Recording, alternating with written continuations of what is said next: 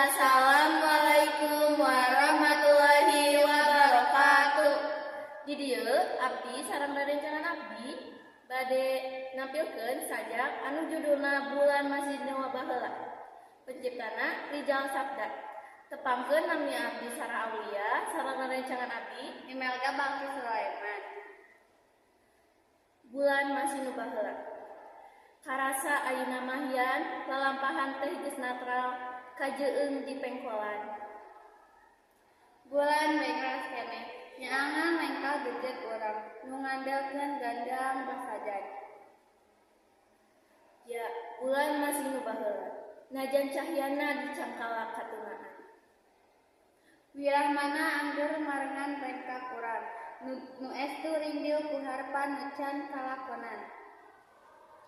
Sakitu wae ti abdi sareng rerencangan abdi. Hatur nuhun. Wassalamu